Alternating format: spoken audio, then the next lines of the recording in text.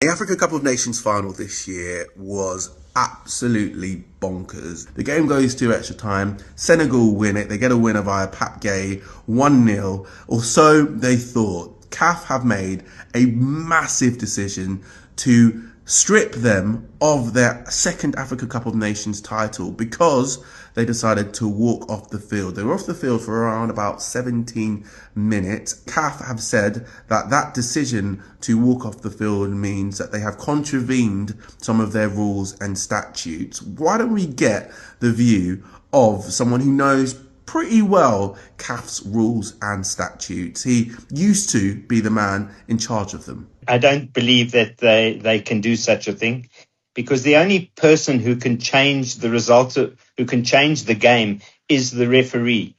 Football should be won on the field of play, not in a boardroom or anything. They're relying on Article 82 of the CAF statutes, which says that if a team leaves the field of play without the referee, then, they will forfeit the game. Yes, the team did leave the field of play, but the referee did not bring an end to the game. Morocco should have gone to the referee to say, look, the team is off the field of play. They're not coming back. Blow the final whistle and award the game to us. They didn't. It's just a bad image for African football, and African football don't deserve this image. This story, though, is not over. Senegal are going to appeal this. They're going to take it to the Court of Arbitration for Sport, and they will decide. It's crazy that a football match that we thought was decided on the 18th of January is still up in the air by the 18th of March. I've been informed of the ruling by the CAF Appeal Board concerning the appeal by Morocco relating to the AFCON Morocco 2025 final match. And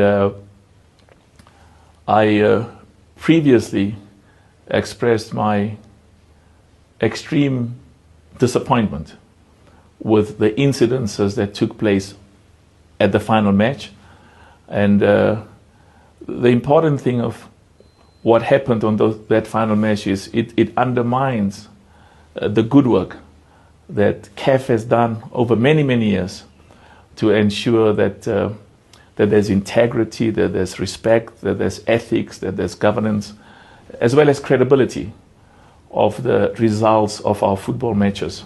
The occurrences, those incidences at the final match of the AFCON Morocco exposes is the work that we are still dealing with concerning the suspicion and distrust. It's a legacy issue. When I became president, one of the major concerns was the impartiality, the independence, and the respect of referees and match commissioners. And a lot of good work has been done, but there continues to be suspicion because it's a legacy issue. It's something that has been there for many, many years, and we consistently deal with that because that's critically important. Another important matter that these incidences at the final match brought to the fore is the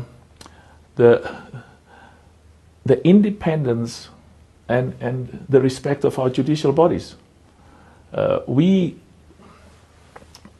In choosing the members of our judicial bodies, we followed a different path, different from what had been the case before.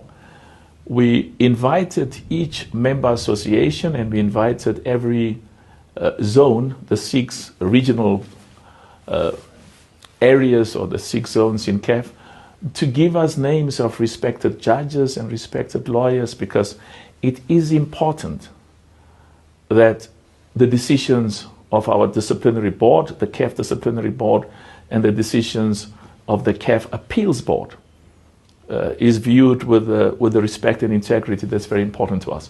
So if you look at the composition of those bodies, they reflect some of the most respected lawyers and judges on the continent. And but we will still have to deal with this with the perceptions and the concerns about the integrity. It's an ongoing issue.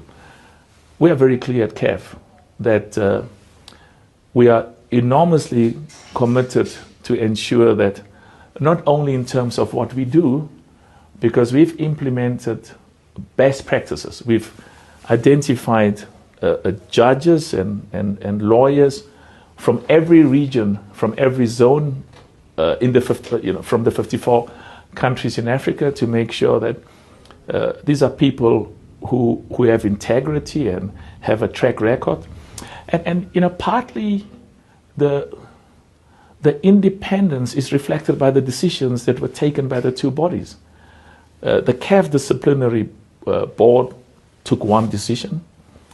The CAF Appeals Board took a totally different position. And I'm told that that Senegal is going to appeal, which is very important. Every one of the 54 nations in Africa have a right to pursue their appeals and their advance interests, not only at the highest level in Africa, in CAF, but also the highest body, which is the CAS. And we will adhere and respect the decision that's taken at the highest level. A critical factor is that not a single country in Africa will be treated in a manner that is more preferential or more advantageous or more favorable than any other country on the African continent. We take what has happened at the final match in Morocco during the AFCON, the Total Energies CAF Morocco 2025. We take it very, very seriously. And we have already started with very important steps to make sure that those areas which have been identified as deficiencies and where there's need for improvement, that the necessary resolutions are passed. We have very high standards that we set for ourselves. It is important for us that ordinary football supporters and spectators in every one of the 54 countries in Africa, in their judgment, not in CAF's judgment, not in my judgment, regard the decisions of our judicial bodies as fair, with integrity and impartiality. And what is equally important, that they regard our referees, our VAR operators, and our match commissioners as people who are fair and just, and those decisions that are taken reflects the impartiality and independence that's critically important.